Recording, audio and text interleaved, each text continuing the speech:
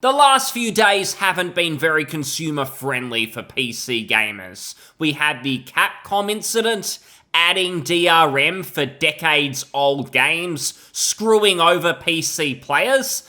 But now we have Ubisoft, the head of subscriptions. That's the job title of the person here at Ubisoft I'm going to talk about today. And he's basically said that gamers need to get used to not owning their own games. That doesn't sound dystopian at all. And we can see this person here, again, director of subscriptions at Ubisoft. And gee, he looks like a gamer, doesn't it? I shouldn't judge a book by its cover, but if we go to this person's LinkedIn, his name is Philip Tremblay. He is French, so I might have got that pronunciation wrong, but these are the people who are making our video games now. People who believe you should never own a game. They own control of everything. You can only subscribe to a service, and they might give you permission to play that game at a given time, or they might even take the game off the subscription service. You'll have to wait until it comes back again, but the sad reality is it's not some nerdy programmer who has had a dream since he was in high school to make the dream game, the game that he's always wanted to make.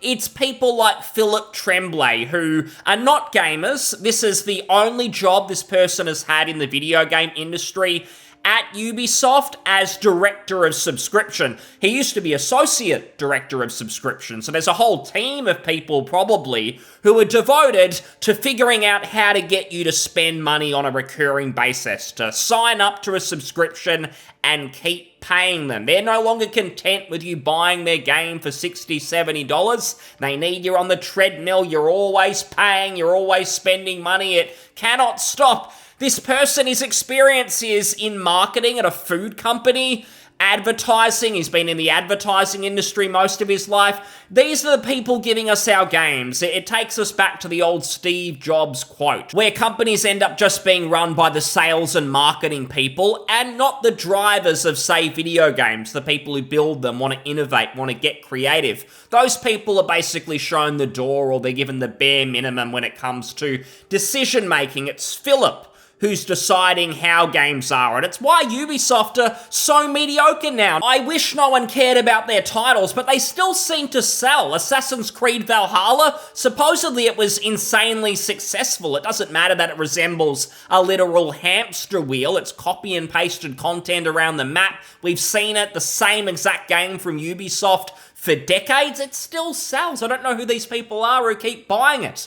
But if we come back to the main event here, so Philip, Mr. Philip, the marketing, advertising, corporate suit, he's basically summed up that gamers are entitled if they think they can own the games that they want to buy. They need to get used to not owning things. You will own nothing and you will be happy. And if we go through some of this to give you some context, Ubisoft has rebranded its subscription offering and introduced a new service for PC players, it says in this article. Ubisoft's main all-singing, all-dancing subscription offering has been rebranded Ubisoft Plus Premium. I barely even knew about the last subscription offering. I couldn't be less interested. If I want a game, I'll spend money on it and I'll buy it. And I know there'll be someone who'll say, well, actually, you don't own your games on Steam. It is a license. I know, but I trust Steam. And as long as they're run how they are now, Gabe has some involvement, I'm not fearful that I'll lose my entire library. Now, something like that could happen down the track, so it's something to think about. But for now, I at least feel like when I buy a game on Steam, I own it. I feel confident in that. There is, of course, GOG as well, where you can download a game and you can just save the game to your hard drive DRM free. That is true ownership. Even if GOG didn't exist anymore, I would still be able to play those games. There would be no problem. But this Ubisoft subscription, it seems like they're trying to do their own Game Pass, because it says here, this service is the one that features all new releases, such as this week's Prince of Persia: The Lost Crown. And I will say this, I've hated on Ubisoft for a long time. I think almost everything they release these days is massively mediocre, but I'm considering giving Prince of Persia a chance because I want to support genuine single-player games that feel creative. It's just not the same bland crap like Far Cry, Assassin's Creed over the years. So I almost want to reward them so they keep making games like that if it turns out to be good. But of course I don't like this, because the whole Game Pass thing, this Philip person's objective, Phil Spencer at Microsoft with Game Pass, I know a day is going to come where they feel brave enough, they reckon they've cornered the market, they all own enough IPs to get away with it, that they will make it a thing where you can only play their games if you sign up to the subscription. They won't even give you the option of simply buying it. The day will come where they will make that happen, mark my words. And it will be a very sad day. I think I'll just have to stick to indie games if the time comes. But this subscription service, it costs $17.99 and is accessible via PC, Xbox, and Amazon Luna, which no one gives a shit about. Now, Philip says, we looked at the consumer behavior and how people are interacting with our offer, and we saw an opportunity for us to evolve, explains Philip, Director of Subscriptions at Ubisoft. Ha ha ha. When we look at how gamers engage with our different games, we see that our back catalogue is still very active and alive, and we couldn't just have that. Gamers can't just buy a game on, say, GOG Steam for $10, a 15-year-old game, and play it. No, we've got to find a way to further monetize that and take more of consumers' money. So we saw an opportunity to offer these worlds to our consumers for a lower fee. Do you think that's what happened? That Philip and the directors at Ubisoft sat around and thought, gee, we've got a problem here. Gamers are playing our old titles. How can we offer those to them for a cheaper price? How can we get them to save money? Yeah, that sounds like real honesty, Philip. I'm sure you didn't sit around and go, you know what, if people buy a game for $10 and they're content with it, some 15-year-old Far Cry title, that's not good enough. Why don't we put all the games on a subscription? You have to sub for $15, and then they'll just have to keep paying that money month in, month out. If they don't finish it in 30 days, they've got to pay again, pay the next month. Suddenly they've paid $30 for Far Cry 1, when they were previously only paying $15 or something. So what a saving, Philip. Thank God that you're thinking of me. And he continues, and this is a response to the behavior that we saw from players. Yeah, the behavior. How can we monetize that? Not actually listening to the player. You could never do that. That would be too much. Tremblay says that the company has seen millions of subscribers over the last 4 years. Who are these people? Because they're just ruining the entire industry. Every time they get on one of these shady trends, it started with microtransactions, loot boxes, pay to win. You get these people in Asia, for instance. I've heard about this. They'll call people who don't spend money on microtransactions rice eaters. One day that culture's going to come here, let's be real. And he continues, there are multiple behaviors, he explains. There are definitely a lot of people who come in for one game and then decide to buy it after the subscription ends. Who are those people who pay $17, $18 for a subscription and then buy the game at full price? That seems weird. I think he's leaving out some details, like maybe they sub to something and then they buy the game when it's on a deep discount for $2 or $3. That seems to be realistic, and he's left that out because that sounds like real value for the customer, which he doesn't like. I mean, that's why they're doing this. It's like Nintendo with the Switch, where you have to sub to an online service just to be able to play a Nintendo 64 game. They don't want you to be able to buy Mario 64 and just play through it, because they know you're going to buy it for $15-20 and that might be it. Whereas if you have to sub to play it, you probably forget to unsubscribe, or you think, oh, maybe down the track I might play something else. Suddenly you subscribe for a year, suddenly you've given the company $200+ to play one game. So that's what it's really about, hoping to trick customers, trick old boomers who actually want to play a Far Cry 1 Beyond Good and Evil, something like that, and then they're laughing. They haven't given the game away to you for $6 or $7, which is a fair price. They've taken hundreds of your dollars.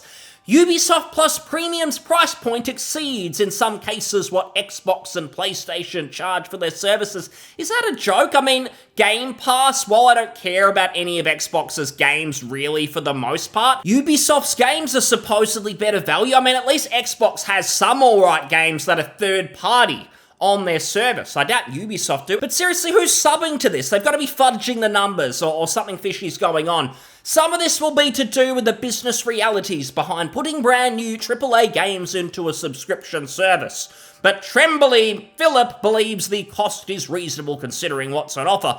We're talking day one releases, and with games like Prince of Persia, you get early access. Again, it looks good, but seeing that it's full price, they're charging like $80 in my country, that's where I was a bit unsure. I'm not 100% on buying it, given the price point. We already have Avatar, Assassin's Creed Mirage, all of these games are available to play, and I always forget about this. I didn't even really know Avatar existed, because the games are just not on most storefronts people use. You have to go to Ubisoft Connect on PC to play Avatar, one of the worst launches I've encountered. I just can't believe that of any of these companies, Ubisoft seemingly gets away with locking games on a launcher like there's some must-plays. Oh yes, I'll inconvenience myself just to play Avatar, I've got to do it. But there's apparently people who do that. It would kind of make sense for like a GTA 6 or something, where you know people will happily jump on and download some shoddy program just to get access. It's that mainstream, but friggin' Ubisoft games, come on! And about the subscription service, he says, all of these games are available to play. That is tremendous value already, 800% value. There's a lot of debate around subscription in video games. This is where it gets juicy. Today, the business model is the dominant way of paying for TV, film, and music. But that's not currently the case in this industry. Games are typically much longer. Well, they are in Ubisoft games because you pad them out worse than anyone else. Does anyone even finish these games? They are so copy and pasted. They are so derivative. They basically have zero passion. Every little gameplay loop in a Ubisoft game these days, they feel like doing an MMO quest in World of Warcraft, a daily quest, that you're not really doing because of the enjoyment of the activity. You are doing it purely for the reward, for the dopamine hit. So your reputation bar or your gear treadmill keeps increasing, the number keeps going up. You're not doing it because of the content in the game genuinely being fun.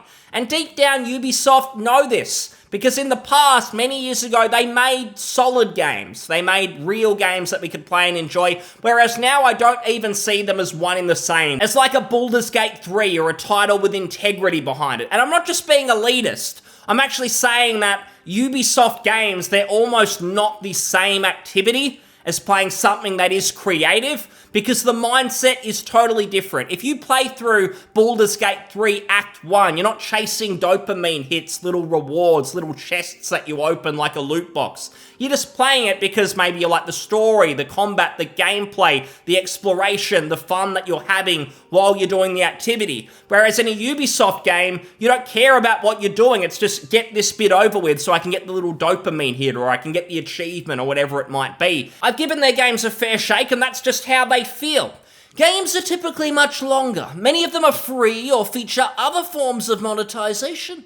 And AAA publishers have argued that the numbers just don't add up. Congratulations, now you know the state of the industry. It doesn't matter how much a game sells, the executives are going to come up with some excuse why, no, it doesn't matter, it's sold 30 million copies, that's a flop. We expected the number to go much higher. It needs to keep going up, up, up. We can never be content. We must have all of the money. And that's pretty much it. I could sit here and compare the nuances of TV, film, music, and games, but the number one reason why games have such big budgets, these problems that these publishers are making, is because you go way over the top with the graphics. You try and lure people in with visuals, with these mainstream graphics, because you know that's the only thing that indies or smaller devs can't compete with you on. If you've convinced everyone that a game is good because it has amazing graphics and you get the masses to flock to you for that reason, you're left in that situation where the only reason you get sales is because of the graphics, but the costs keep going up for that. Art is very expensive. If you actually had to compete with indie developers purely on gameplay, on creativity, you'd fail. No one would buy your games. And I could sit here and cope and hoping one day, oh, people don't care so much about graphics, but it's never gonna happen. But this person, he still bangs on about, oh no, AAA publishers, it's all so hard, the numbers don't add up, we're gonna introduce subscription services. It's just the only way we can compete, it's just all too hard. Nevertheless, Ubisoft is seeing growth in this sector. Undeserved. What if they release that is worth anything? Nothing. I heard they lost money last year. That was deserving. I don't know what they've released since that is selling. That is weird to see. Tremblay says that October last year was the biggest month in Ubisoft Plus history. Oh, everyone's subscribing. Hippie for the games industry. The point is not to force users to go down one route or another. We offer purchase. We offer subscription. And it's the gamer's preference that is important here. Yet for now, again, it is going to happen one day. Mark my words. Eventually, this one will go away. They will not offer the purchase. They will only offer the subscription, or they'll put the purchase at such a ludicrous price, it's essentially off the market. You've got to pay $180 or something for a 30-year-old game, and they say, well, if you compare the value of being subbed for a period of time versus buying it, it's still a good deal, blah, blah, blah. No, essentially one day, you'll only be able to subscribe. I'm very fearful of it. I know it'll happen with Microsoft maybe first one day. There were rumors of them going third party potentially. If that was to happen, if they keep buying up IPs, they could get in a position where they could perhaps get away with it. Fortunately not now, because they can't create anything worth its salt. All their games are pretty much rubbish. Starfield Exhibit A and the latest example. But I want to show you the most important part of this. And this is where this Ubisoft guy says, one of the things we saw is that gamers are used to a little bit like DVD. Having and owning their games. That's the consumer shift that needs to happen. So it's not, oh, hang on, what wasn't it our choice before? Already you're saying this needs to happen. We need to change our mindset. We need to own nothing. It's all going to be okay. They got comfortable not owning their CD collection or DVD collection. That's a transformation that's been a bit slower to happen, talking about video games. As gamers grow comfortable in that aspect, you don't lose your progress. If you resume your game at another time, your progress file is still there. That's not being deleted. You can actually have cloud saves without losing access to your game. This is pretending to provide value when you're not really. You could easily offer a service that is literally just cloud saves. But I still own my game. It's still on my hard drive. You're just offering something more. Instead, you want to take away ownership and pretend that you're giving me something. Go and get fucked. You don't lose what you've built in the game or your own engagement with the game, so it's about feeling comfortable with not owning your game. And that is what it's really about. You do not care about value for the customer looking for innovative ways to save like you claim. This is a person who has worked their entire career, sales and marketing, absolutely nothing else. They're not a gamer. They don't care about gamers. They see the industry, you, me, as just like any other. These people want to suck the life out of the entire industry, then they're just going to move on to the next one, and it's going to be rinse and repeat. But it will be us left picking up the pieces, trying to make sense of the industry, hoping there's something to salvage. Indie developers, that seems like the only way forward. But fortunately, people are not having this. If we go to a game forum, we can see that this has been posted. Fortunately, we can see some of the reactions here. I probably don't even need to read them out, but if you are only listening, they're basically giving this guy the middle finger. No one is having this. Unfortunately, people are still subscribing to this Ubisoft Plus. I hope those people wake up. They'll realize that, say, with Netflix subscriptions. Maybe you got good value when it first existed and you signed up and there were all the shows, all the movies, the original content. Maybe you liked House of Cards or something. But look at it now. It's total garbage, but the industry has shifted and will never go back. You've got to sub to 10 different services to get access to everything. The prices go up. The only thing it's doing is fleecing you. There is no value here. It is the same with video game subscriptions. Do not let them win, please. Thanks so much for listening. I'll see you on the next one. Cheers. Bye.